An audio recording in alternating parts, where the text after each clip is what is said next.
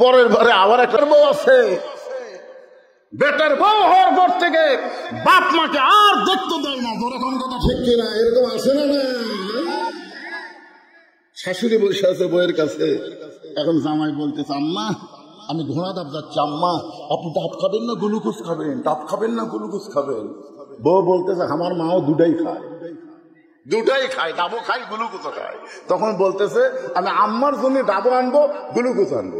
এই কথা বলে ওই ব্যাগলা বের হচ্ছে, দেখে দরজা তোর মা খারাপ হয়ে আছে, মায়ের দিকে তাকায় না, মাথা নিচু করে যাচ্ছে। মা বলতেছে বাবা গত সপ্তাহে 10 টাকার পান আনছিলি, পান ফুরে গেছে, আজকে যখন ঘোড়া ধাপ বাজারে যাচ্ছিস আমার জন্য এক বিড়ে পান আনিস। বলে এই জন্যই তো তাকাই না, খালি খাই খাই খালি খাই খাই।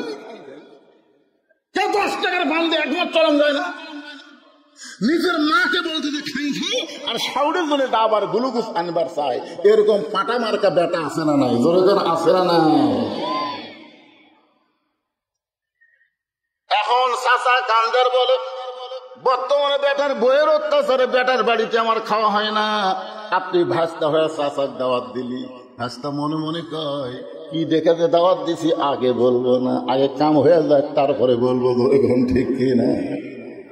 বাগান একটু মনোযোগ দেন। এইরকম জুমার নামাজ আদায় করে অনেক আল্লাহর বান্দা। আগামী সোমবারে চাচার ভাস্তার বাড়িতে চাচার দাওয়াত, আমি আপনাদের অবশ্যই বলবো খবরটা কি হয়। তার আগে যারা শুধু জুম্মার নামাজ পড়ে তাদের জন্য বলতেছি। একজন আমাকে বলতেছে হুজুর আমি 5 ওয়াক্ত পড়ি না, শুধু জুম্মার নামাজ পড়ি, আমি কি বেনামাজি? কম আপনি কম, আমি তো জুম্মার নামাজ পড়ি হুজুর, তাই বলে কি আমি বেনামাজি? আল্লাহ আমার জান্নাত দিবে না? তখন আমি বললাম লা তাকনাতু মির রাহমাতিল্লাহ ইন্নাল্লাহা ইয়াগফিরু যুনুবা জামিয়া ইন্নাহু হুয়াল গাফুরুর রহিম। আল্লাহর দয়ার কোনো সীমা? আল্লাহ হাসরের ময়দানে বলবে এই যারা 5 ওয়াক্ত নামাজ পড়নি, খালি জুম্মার নামাজ পড়েছো, আমি আল্লাহ তাদেরকে জান্নাত দিয়ে দিলাম। যাও।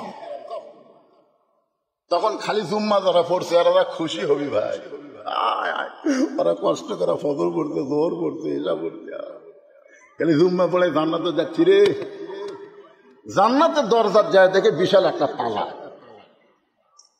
জুম্মা পাটি বলবে আল্লাহ জান্নাত দিলেন, জান্নাতের দরজার যে তালা লাগানো আছে, আল্লাহ বলতেছে খুঁজা দেখ চাবি তোদের কাছে আছে।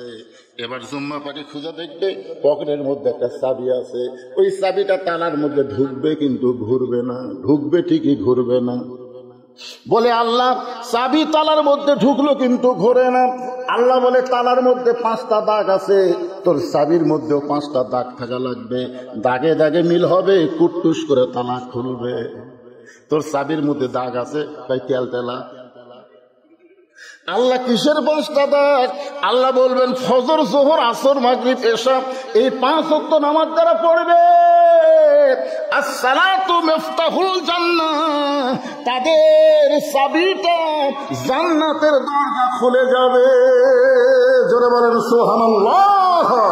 তাহলে ঈমানকে রক্ষা করতে গেলে 1 নম্বর ইবাদতের নাম কি?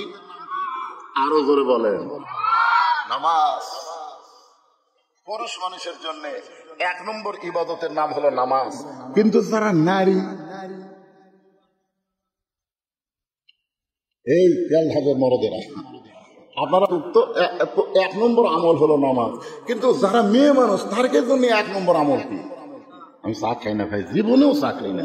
এরকম 42 বছর হয়ে গেল আমার ওয়াজের বয়স, চা কেউ খিলাফ পার নাই। আমি সেই দিন চা খাবার চাইছি যেদিন আমার সামনে বসে শ্রোতারা সবাই 1 কাপ করে পাই। কারণ খাওয়ার একটা আদব আছে, একলা খাইও না, সবাই মিলা খাও। জোরে কোনো কথা ঠিক কিনা? এক সাহাবী নবীর কাছে 1 গ্লাস দুধ নিয়েছে, এসে বলতেছে ইয়া রাসূলুল্লাহ এই দুধটা যদি আপনি পান করেন তাহলে আমি খুবই খুশি হই। নবী গিলাসের দিকে তাকালেন আর সাহাবীর দিকে তাকালেন।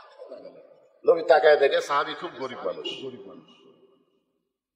সাহাবী খুব কি মানুষ? গরিব মানুষ। 1 গ্লাস দুধ। নবী কানে কানে বলে আমার কাছে আসে। যে কাছে আসে তখন বলতেছে তুমি যে 1 গ্লাস দুধ দিয়েছ আমার খিলানোর জন্য, যখন আমি একলা থাকি তখন হাত দিয়ে পারো নি।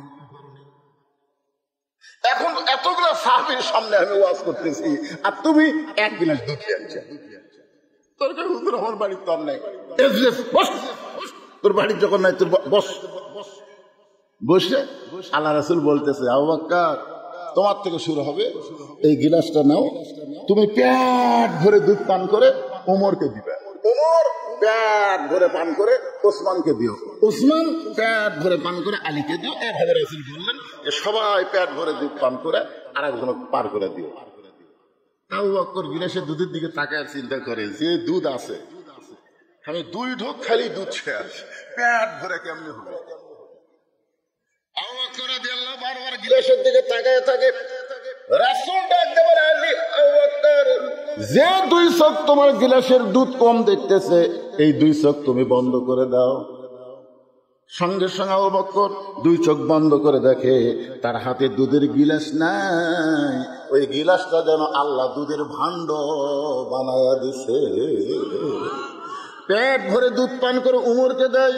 উমর ফারুক আবু বকরের মুখের দিকে তাকায় আর গিলাসের দিকে তাকায়। আবু বকর বলে, উমর কি দেখতেছে?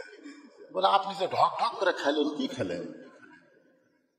আপনি যে খেলেন, খাবার যে ঢক ঢক করে একটা শব্দ শুনলাম, তো দুধ তো যা খাই আছে।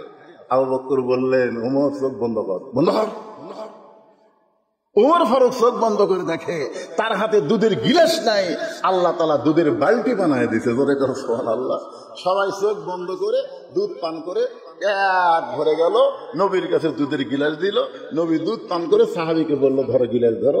সাহাবী তাকায় দেখে যা দুধ তাই আছে। বলল, ইয়া রাসূলুল্লাহ, যা দুধ দিলাম তাই আছে।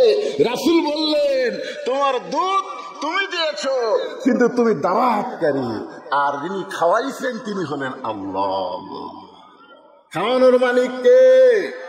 তুমি দাওয়াতকারী। আল্লাহ তাআলা তোমার দুধের উপরে বরকত দিয়া, আমা মিন দাব্বাতিন ফিল আরদি